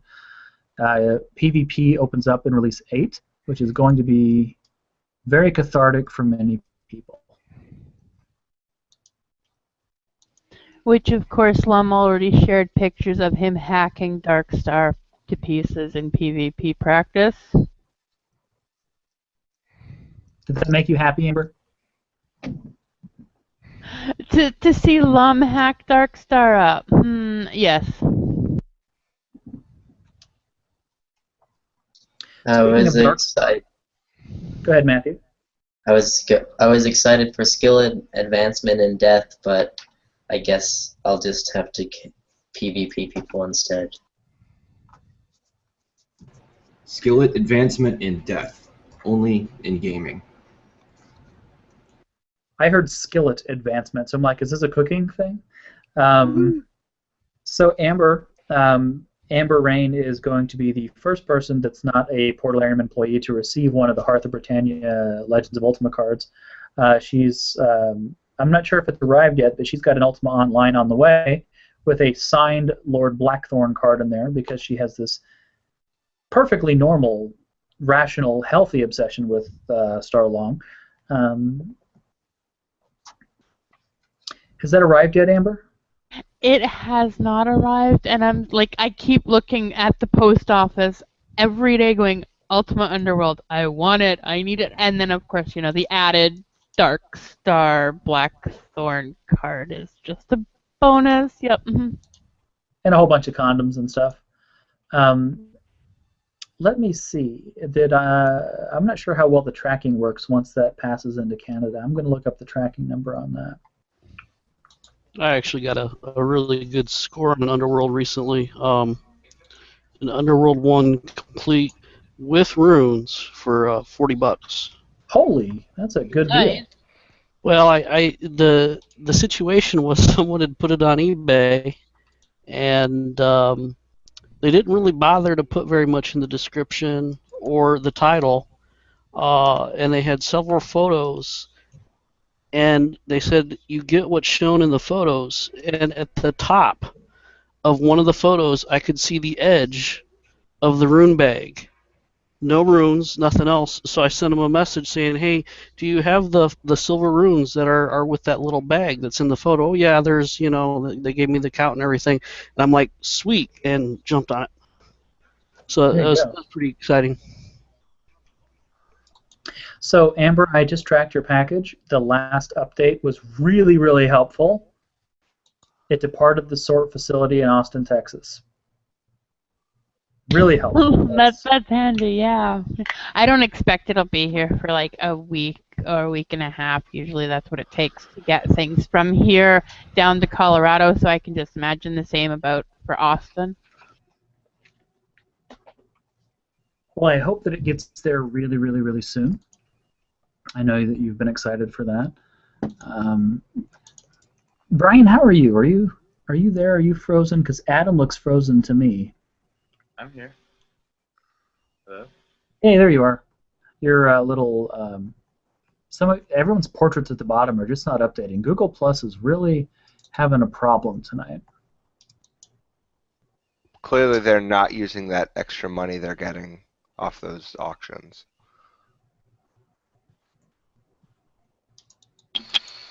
Yeah, it's happening for multiple people as well, where it's just kind of freezing up a little bit.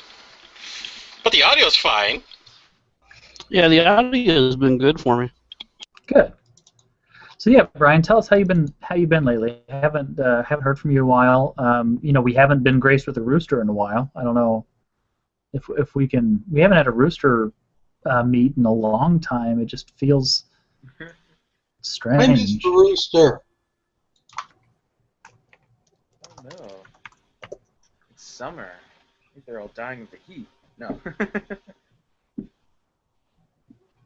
I've been fine. You're very quiet, Brian. Can you hear me? Hello? Very, Hello? just barely. Really? That's better. Okay. I've been fine. Roosters are probably dying. I don't know.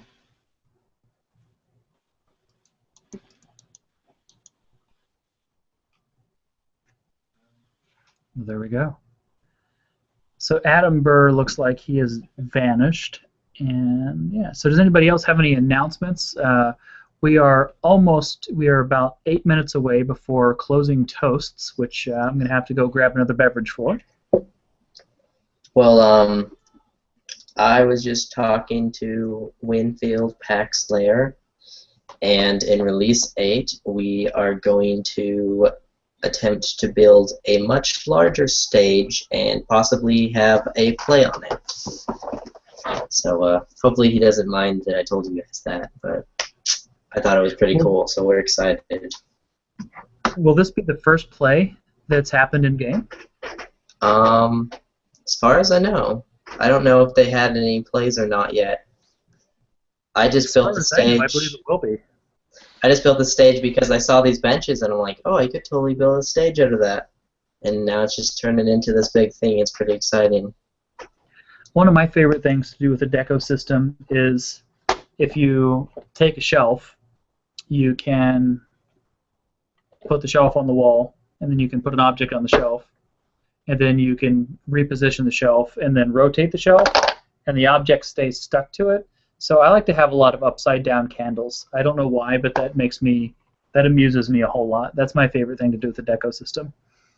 Yeah, that was the problem with the benches that I talked to Lord British about, is you actually can't place any items on the benches. They won't let you. And so he's going to get that fixed, and then the benches were broken, so he's getting that fixed too. And another thing that I talked to him about is that sometimes it's hard to know where the boundaries of your house are if you don't have a fence.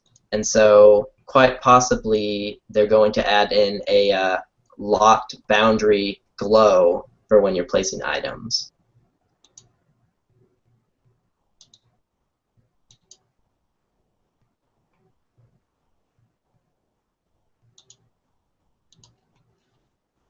That would be very handy.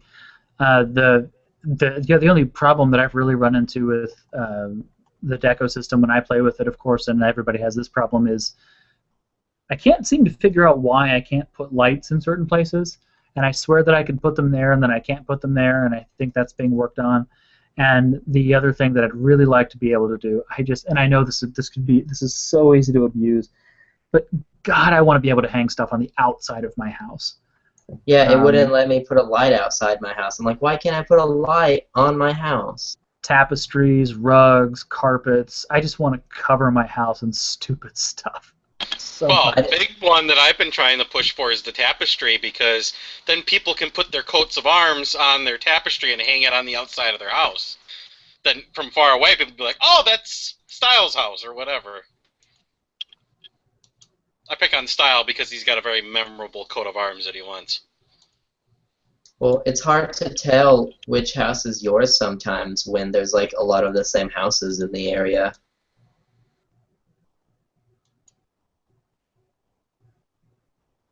Fire Lotus actually did make mention of that. Because they were actually going to do some banners or something like that you can hang, but I haven't heard anything on it in a while. Fire Lotus did make mention that almost everyone used the Lord Manor, or yeah, the Lord House in R7.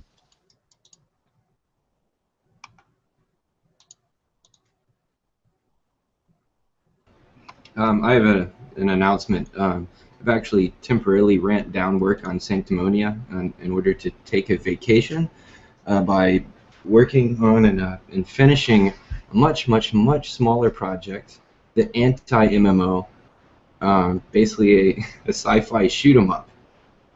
So that's probably going to take about another month to finish, and then I'll start getting back into Sanctimonia. So if anybody cares at all, I'm going to shoot some information into the chat room here, along with the YouTube link of some of the gameplay videos. Sweet. So that's hopefully going to preserve my sanity. We'll see. I love a good shooter, so anything with shooting things after work is a much needed. Yeah, this is like old school, like Gradius R-type, life force, where you're just shooting like hardcore, your eyes just fixed on the screen, everything else disappears around you type game. So cool. Perfect. Right on. I think of two little blurbs I can toss out. One is actually Sir Icicle. I hope I'm pronouncing that right. I don't know if that's the way he pronounces it. Took over the Caverns, Dungeons and Beyond crafting spreadsheet I created. If you're not familiar with it, I had a spreadsheet I did that was crafting recipes. And I had it to the point where I had all the recipes in it, and you could go in and you could actually drop how much of something you wanted to make, and it would populate and tell you totals of the materials and raws you needed, and it would even had a summary page at the end of that would pull from each type of crafting and give you overall totals. And he came to me and said, hey, do you mind if I love what you've done, you mind if I help out with you a little bit? And I'm like, yeah, sure, go for it. And in weeks, he has way surpassed that, and just blew me away with the amount of things that this spreadsheet does now. I planned on doing some of the things eventually with it that he's already started implementing, such as summarizing. You can put in recipes and how many you want to make and so forth. It'll pull together costs and what it's costing you to make that. He's made it so you have drop-down menus to add new recipes and all kinds of things. Anyway, to the point where he's way outshined me on it, so I've officially turned that project over to him. It's the most powerful crafting tool I've seen so far at this point, because I mean it will do just about anything you want it to do. He's actually at this point trying to simplify its use for the novice Excel user, because right now it could be kind of scary. So keep an eye on that. That's one cool thing. The other cool thing is the new Britannia Theater Troupe, which is I guess a little backstory on that. Basically, I started doing podcasts with Lord Baldrith. We started out doing weekly newscasts, which he still does, but then eventually we added on fan fiction, narration and acting, poetry reading, singing, all kinds of things that he did. And he started bringing in some other people that worked with him on some stuff. Amber assisted with voice acting, one piece that he did. And we started working with Time Lord and Gabriel Nightshadow quite a bit. And we're currently been in production for, I'd say, about 2 months. And really, it's all them. I do very little. I just kind of do the PR side of things and the distribution side of things. But they're working on a large piece. I would say it's about 50 to 60 pages long.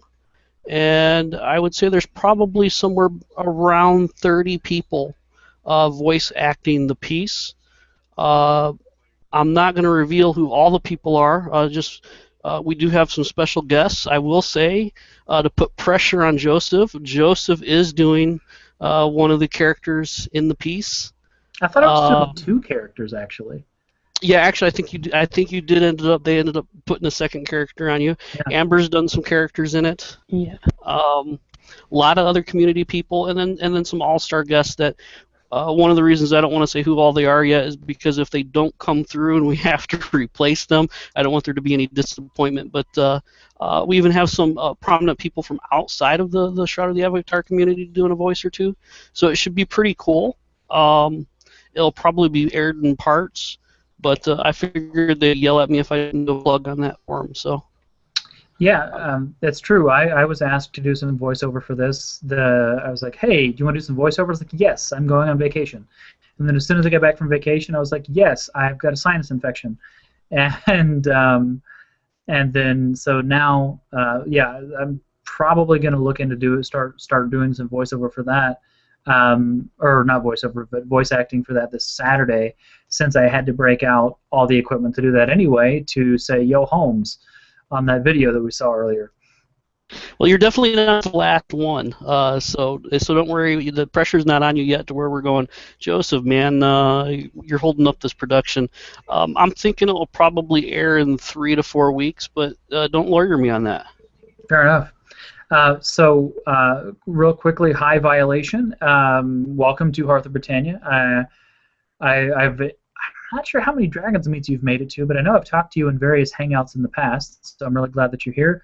You have made it just in time for closing toasts, so I'm going to grab a beverage, but if you want to say hello and rabble a little bit as I go and grab a closing toast beverage, you're welcome to do that.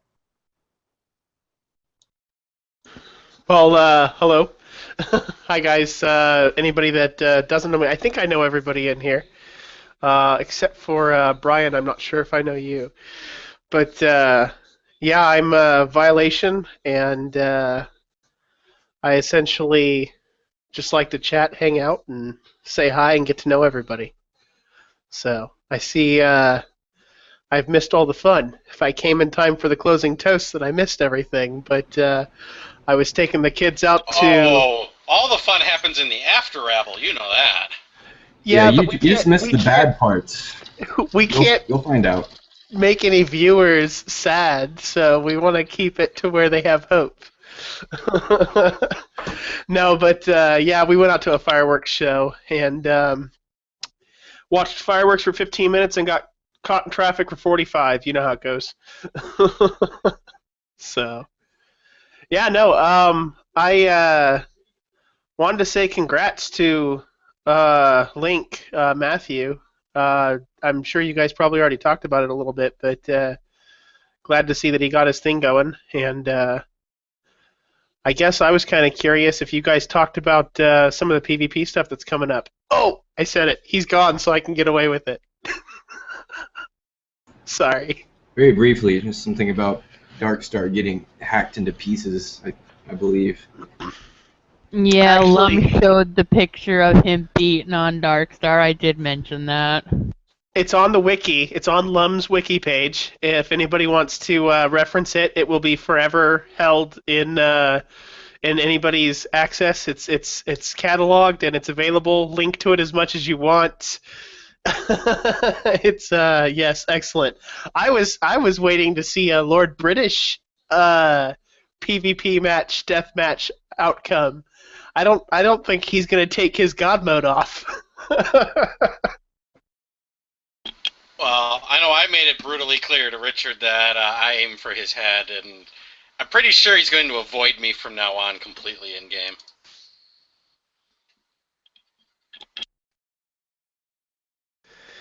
Yeah, I think that for his character, he can get away with it, but I'm really looking forward to some of the brawls that I hope Star will bring on, and I'm looking forward to some of the other stuff coming out. I have no idea what I'm talking about, wink wink, nudge nudge, but there's some cool stuff on the horizon for Shroud of the Avatar, and yeah, we'll talk about it a little bit in After Rabble, I think. Cool. Violation, did a package arrive for you yet? It did. I think I sent you an email saying thank you, but I've got to grab it. I have it right above my computer right now, the Holy Grail. So there it is. Ta-da! And what is special about that cloth map there? This right here. Can you see what I'm tapping on? Well, I was hoping you would say that, point to Star and Richard's signature, but the Lost Lands, sure, that's important. I'm sorry. Star and Richard's signatures. There we go. We'll get those high def. No, you know what? Here's the sad thing, is until a few weeks ago, Star and Richard's signatures would have been the most important thing on that map. But after having that in my hand, I had a lot of fun with Star. I'll mention this before we shut down and go after Rebel. During E3, I used Starlong's name tag, and I walked around as Starlong while I was there. I had my ID checked at the door. The 3 guys in front of me got turned away because they were using somebody else's badge. They had me pull my wallet out, pull my ID out of my wallet, and they let me in. My name is Joe Tate. Nowhere close to Starlong. Nothing even slightly like it. I don't look a lot like the guy, but those two things aside, that's kind of how the day that I was there the whole day, I was there a half day and a whole day. And the day I was there the whole day, that's how it started. I walked around the floor, went to about 15, 16 different booths and checked the place out. 5 of the people recognized Star's name on my badge and had conversations with me like I was Star. One of the guys was from Curse Gaming and talked about how he's a backer of Shroud of the Avatar. He's so excited, and he loves what we're doing with the game, and he thought I was Star, and I broke all their hearts. So I get back and I tell Star this, and he gets a little laugh, but I don't think he fully believed me. Then a guy from the Alienware Syndicate comes up. Finn Staber is standing next to me. Lord Dragonsmeet, for those of you who know his in-game name. And this guy walks up. The only part of my badge that's visible is the S. That's it. You can't see the rest of it because I've got the ONBE hanging in front of the name, right? And the guy walks up and says, "Hey, Starlong." I laugh in his face. I'm not kidding you. I just got done telling them the story, and I laugh in the guy's face instantly. I couldn't even hold it back. And then Finn goes, "No, that's not Star." And I turned around. I said, "I'm really sorry to laugh at you, man, but I just got done telling them how everybody's calling me Star. They know Star's name, but they have no idea what he looks like, right?" So Star had told me that he has a box of every single badge from every single game expo he's been to in the last 20 years. He's not missing one. Okay, so he has this huge bundle of expo tags, right? At the end of the expo, he let me keep his tag. I have it at my office right now. And I'm actually going to hang it on the wall next to my Shroud of the Avatar map at my office because of this story. And how many people mistook me. I introduced the guy from Alienware to Star, And afterward, I told him, and he said, I've been talking to that guy for the last couple months, and like messages back and forth. So it was kind of a fun little event, and yeah, so I figured I'd share. That's awesome. Alrighty, it is 10 o'clock, and it is time for our closing toasts. Adam, do you want to start us off? Sure. I'll start us off with good to be back and see everyone again, and congratulations, and thank you for taking us with you on your ride, and a toast to whatever comes next for Joseph. To sharing the ride. Amber, do you got a closing toast for us? Well, let's see. I was going to say thank you for taking us along for the ride as well, but one thing we didn't touch on, and I would like to give a toast to him if I may. It's Lord British's birthday coming up, as some may know, and so can I do that? Can I give a toast to Lord British for his birthday? Absolutely. That is a perfect use of a closing toast. So go ahead. So yeah, a toast to Lord British. Happy birthday, and thank you for giving us a home that we've all gotten to grow up with. Indeed. Happy birthday, Richard. Gollum? I'll keep along the same thought. Toast to Richard and his wife for their upcoming little one. Littler one. Our new little Prince of Britannia that will be born. Indeed. To Richard having one of each. Brian?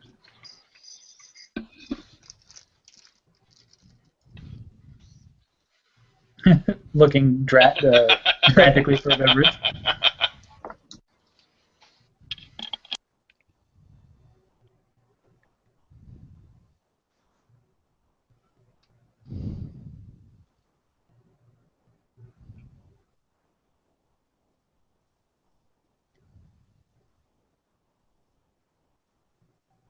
Well, unfortunately, we're having a hard time. Brian, do you have a toast for us? If you need to, type it out and we can read it back for you. Oh, I thought it was going in a line. Oh. Skipped right to me? Okay. There we are. Yeah, go into you. You're next. Really? Okay. Let's see. A toast to seeing everybody again, and many more times to come. It doesn't end here. To having Brian back with us. Violation? To the rabble, to the gatherings, to coming together and having one of the strongest, if not the strongest, communities in existence, and growing together through time. To Rabbles. Double Drayson? Oh, I could obviously repeat everything said, but I wanted to give a special call out to someone who's not with us, Ben Pritchard, who put on an awesome auction and raised a whole bunch of money for the Reading Rainbow Kickstarter. So I wanted to thank him for that. To Ben Pritchard. And when I say not with us, I just mean he's not here today. Yeah, of course. Mr. Fishburne? To Takeshi Miyaji, who created Sylphie back in 1986, which is a really awesome game. He worked at Game Arts and later Gmode, and unfortunately he died in his 40s of a complication from an operation to remove a tumor from his brain. Anyway, without him we would not have had Sylphie, which is one of the best shoot-'em-ups ever made. To shoot 'em ups. Matthew, are you still around? I am. Do you have a closing toast for us? Definitely happy birthday to Richard, And I just want to give a shout out to Gina. She does a great job in the community. Chris Spears, Steven, and the rest of the developers. Wouldn't have a game without everyone. So keep up the great work. Happy birthday, Richard, again. All right, and Style. Well, first I have to preface my toast with thank you to Joseph for this fine brew that I've been saving, especially for this occasion. Snowmageddon Anniversary Ale that is from Joseph from Austin. Very good. But as far to the toast itself, definitely the happy birthdays to not only Richard, but the United States of America, my best friend Darren Zuroff, whose birthday is also tomorrow, and to my dad, whose birthday was yesterday. Outstanding. Happy birthday, Darren. Happy birthday, Lord British. Happy birthday, baby Jesus. Oh, wait, wrong holiday. Alrighty, and to me. So, it's basically what I said before, but this time I shall drink to it. It's been a fun journey, and I'm really very thankful that not only did you guys get to come along, but you guys were influential in making that happen for me. And it'll be very, very interesting to see what happens next, and I hope that you guys will still be there. So here's to you.